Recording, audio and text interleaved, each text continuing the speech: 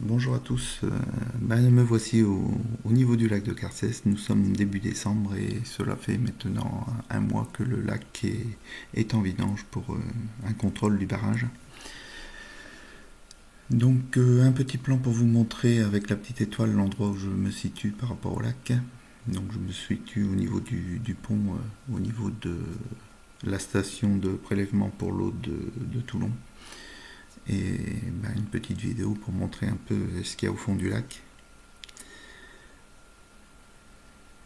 Donc à cette entrée là, c'est une entrée que on a l'habitude de voir l'été, je dirais, où le lac, quand le lac se vide, on a à peu près cette vue là avec un peu plus d'eau, pas grand chose de plus en eau, mais voilà, donc on découvre ce qu'il y a au fond. Lorsque le lac est plein, au fond, il y a quand même pas mal de choses de ce côté-là. Donc pour pêcher, c'est pas très évident. Je dirais, il y a quand même ce petit pont et puis il y a pas mal de petites roches. De l'autre côté, c'est l'arrivée de l'Issol. De ce côté-là, un petit peu une déviation du Carmi qui arrive là. Et on voit que les débits en cette fin d'année ne sont pas énormes. Donc un petit peu plus loin, la partie est relativement plate. Bon, c'est pas mal pour pêcher, mais c'est surtout en début d'année et puis le fait que ça soit assez plat. Il y a beaucoup d'herbiers, donc on s'accroche facilement. Pas évident de pêcher dans cette partie-là, mais bon, ça peut toujours se tenter en début de saison. Un petit peu plus loin encore, et puis on voit le lit de la rivière qui est là au milieu, et puis la maison de l'autre côté qui est la maison de la pêche. C'est une zone qui est pas trop mal. Malheureusement, l'eau n'y reste pas très longtemps. Et en début de saison, après, c'est difficile. Le lac se vide relativement rapidement. Un petit peu plus loin, où on peut avoir de l'eau quand même jusqu'au mois d'août, septembre, mais on voit qu'il y a pas mal d'arbres le long du lit de la rivière. Peut-être là, sur cette zone-là, peut-être c'est encore faisable pour la pêche à la carpe, à essayer. Un petit peu plus loin, je suis étonné quand même, je m'attendais à plus de profondeur du lac. Il n'y a pas de très grande profondeur. Par contre, les étendues plates sont énormes. Pas de rochers, c'est intéressant pour pêcher. Ici, au niveau du pont je dirais, qui avait été mis, le ponton qui a été mis pour les handicapés. Bon, on peut l'utiliser en début de saison, le ponton, sinon après il faut pêcher en bas. Il faut descendre, donc pour les handicapés c'est beaucoup plus difficile. Mais sinon c'est une bonne zone de pêche également. Pour, je dirais, le mois de juillet, c'est pas mal. On voit que l'on peut jeter assez loin et qu'il n'y a pas de risque à proprement parler de s'accrocher sur des rochers ou des souches.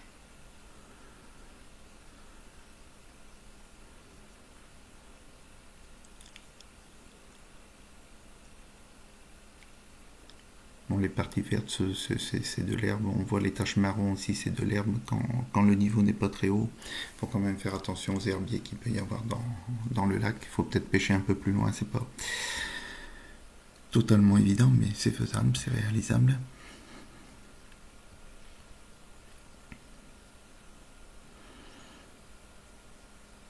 Donc quand on voit le lac, je m'attendais à quand même quelque chose de réellement plus profond. Je suis un peu étonné que ça soit aussi plat, mais bon. C'est intéressant de le voir vide pour les endroits pour la pêche. Ici aussi sur le. Bon, par contre pour y accéder c'est pas très évident pour arriver sur les berges. Bon, ce qu'on peut être les parties marron, comme je dis, c'est de l'herbe sèche. C'est c'est assez difficile lorsque le niveau de lac est assez bas parce que les algues prolifèrent dans peu de profondeur.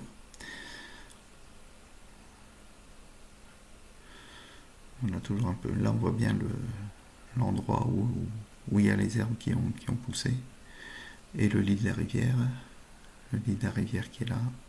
Et on s'aperçoit qu'il y a aussi une route qui passe à ce niveau-là, à côté de la rivière.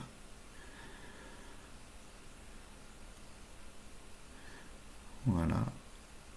Ici aussi, alors là c'est un coin qui est assez délicat parce que, bon, hormis cet arbre couché, on a aussi la route, le pont, le petit pont qui passe, donc on doit s'accrocher relativement souvent. Ensuite, on a le lit de la rivière avec les souches, on a de nombreux cailloux. C'est vraiment un endroit très difficile pour la pêche où on laisse pas mal de pas de ligne, voire de lignes complètes sur ce, sur ce côté de la rivière. Je veux dire, du côté du lac, on voit là encore pas mal de restanques. Donc, soit vous jetez loin, vous tombez sur les souches, soit vous tapez sur la zone entre les deux et vous remontez, vous tombez sur la restante ou bien sur les cailloux. C'est pas très évident de pêcher à cet endroit-là. On voit la route là, le gros caillou, les petites souches là-bas le long de la rivière, les restanques sur la droite. C'est, si on connaît pas le coin, il faut faire très attention. Bon, c'est l'endroit le plus, je dirais, compliqué pour pêcher dans le lac. Moi, c'est un petit peu plus loin, toujours en direction du barrage. C'est quand le lac est plein, beaucoup de pierres. On voit toutes les pierres qu'il y a. Regardez, là, voilà encore les pierres. Le lit de la rivière qui s'est effectué, une petite restanque. Bon, je n'ai pas été filmé de l'autre côté, hein. Il aurait fallu que j'y aille à pied. Là, j'étais en voiture, c'était beaucoup plus pratique pour moi.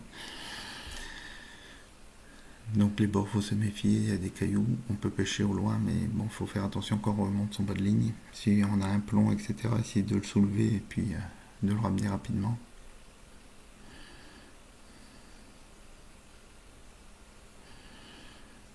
Un peu plus loin encore, on s'aperçoit toujours ces histoires de cailloux, le lit de la rivière qui se rapproche. Ah, une petite tente de pêcheur, à mon avis, il y a un pêcheur qui s'est fait prendre par le vent et puis sa tente est partie dans le lac. Bon, là, elle est sous la vase. Et puis là, on s'approche du barrage, on voit le barrage au fond à droite. Les deux zones de rétention que vous avez juste sur le côté avant, en amont, je dirais, du barrage. Donc, ces deux zones où il y a à peu près, soi-disant, le journal 3 tonnes de poissons qui ont été stockés, mais bon, il y a des centaines de cormorans et de hérons qui, je pense, vont se régaler.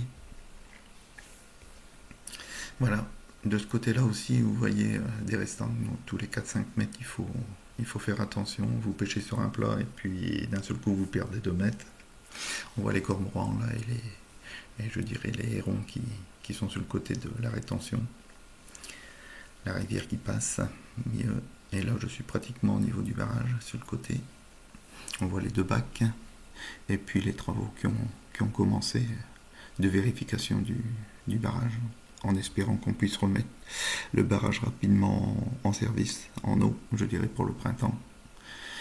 Et puis on verra si effectivement il y avait 3 tonnes de rester là, de stocker, et que les 9 tonnes ont bien été déposées dans les étangs aux alentours ou les rivières, pour protéger les espèces et les conserver. Donc là, on est un petit peu plus loin, on est sur le Carami, je dirais à l'endroit du coude. Bon, je me suis arrêté en voiture parce qu'il y avait un panneau qui disait pêche à la carpe interdit. En fait, il y aurait eu des carpes de déposer là en attendant que le lac se reforme et récupérerait les carpes pour les mettre dans le lac. Bon, en passant tout près, j'ai essayé de filmer, essayé de voir s'il y avait des carpes. J'en ai pas vu, mais bon, on espère que tout ira bien. Voilà, sur ce, je vous dis à bientôt.